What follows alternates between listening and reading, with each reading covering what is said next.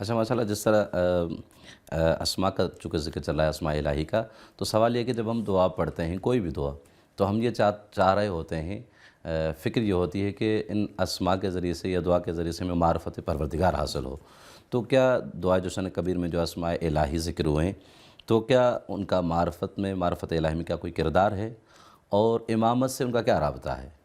دیکھیں، بہت ہی اہمیت کا حامل یہ سوال ہے اس حوالے سے کہ خود یہ اسماء ہی درواقع وہ راہ ہے کہ جو انسان کی ذات پروردگار کی نسبت معرفت کا سبب بنتے ہیں. اس کے علاوہ ہمارے پاس اور کوئی راہ نہیں ہے. مرتبہ ذات میں آپ ذات پروردگار کو دیکھیں تو اصلاً انسان پہنچ نہیں سکتا کہ ذات پروردگار کا ادراک کرے.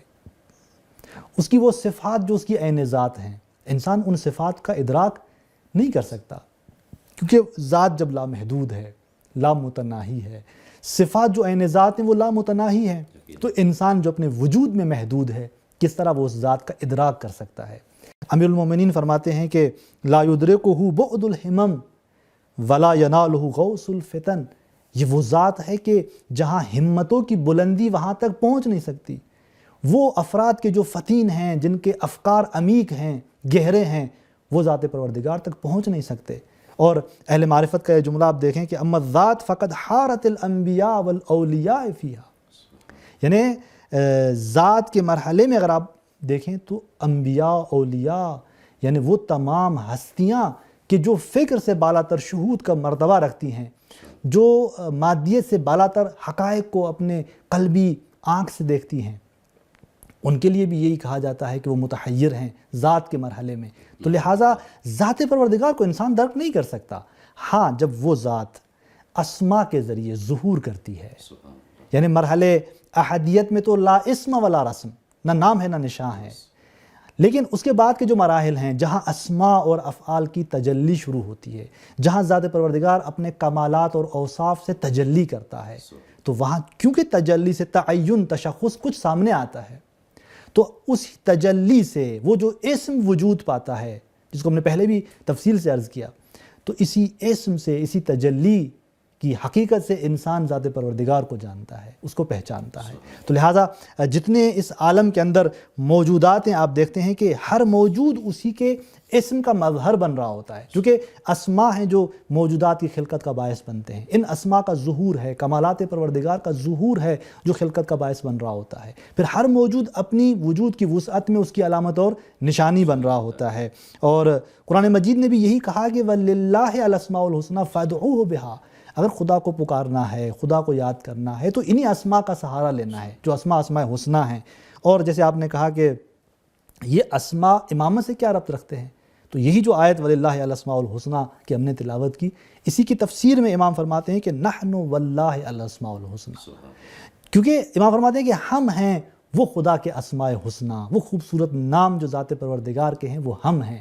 اور ہم نے نام کی کیا معنی کی تھی؟ نام لفظ کو نہیں کہا جاتا، ذات پروردگار کے حوالے سے نام اور اسم یعنی وہ حقیقت جو اس عالم کے اندر تجلی کی صورت میں وجود پاتی ہے، وہ نام ہے، وہ اسم ہے. اور امام فرماتے ہیں ہم وہ اسماء ہیں. یعنی اگر اس عالم کے اندر ایک کامل ترین موجود جو اسماء کا مظہر بن رہا ہے، وہ کون ہے؟ وہ ائمہ کی ذات ہے، وہ پیغمبر گرامی اسلام کی ذات ہے، ائمہ اطہار کی ذات ہے. تو لہٰذا اس اعتبار سے خود امیر المومنین آپ دیکھیں کہ خود امامت اور یہ حجت الہی، یہ انسان کامل کی ذات اگر خلقت کے ابتدا میں دیکھیں، جیسے میں عرض کیا عالم انوار میں نور کی صورت میں سامنے ہے، یعنی تمام ان اسماء کی جامعیت ہے وہاں پر. اور وہاں یہی وجود جب سامنے آتا ہے ائمہ کا، تو یہ واسطے فیض بن رہا ہوتا ہے اس عالم کے اندر باقی موجودات کے لیے. اور پھر اس عالم مادے کے اندر یہی وجود ہے، جب اس عالم مادی، اس مادی دنیا میں آتے ہیں تو تمام ان کمالات اور ان اسماء کے مظہر بنتے ہیں. تو لہٰذا یہ وہ ذات ہے جو مظہر ہے تمام اسماء و صفات کے. اور یہی وجہ ہے کہ امیر المومنین فرماتے ہیں کہ ما للہ عز وجل آیت ہی اکبر منی، کہ ذات پروردگار کے لیے کوئی چیز ایسی نہیں ہے جو نشانی بن رہی ہو، آیت بن رہی ہو اور وہ مجھ سے بڑی ہو. یعنی اگر آیت عظمیٰ ہے اور واقعاً کوئی بلند نشانی اور اکبر اور سب سے زیادہ جو بڑی نشانی ہے اگر اس موجودات کے اندر ذات پروردگار کی تو وہ امام کی ذات ہے. کیوں؟ اس لیے کہ وہ تمام خدا کے اسماء و صفات کا مظہر ہے. لہذا امیر المومنین کی زیارت نامے میں ہم پڑھتے ہیں کہ السلام علیکہ یا آیت اللہ العظمیٰ، کہ اسے آیت عظمیٰ کہہ کر ہم درود اور سلام بھیجتے ہیں. تو لہٰذا واضح ہوتا ہے کہ اسماء راستہ ہے انسان کے لیے خدا کی معرفت کا، اور اسی طرح امامت سے اس کا کیا رابطہ ہے، یہ یہاں سے واضح ہو جاتا ہے.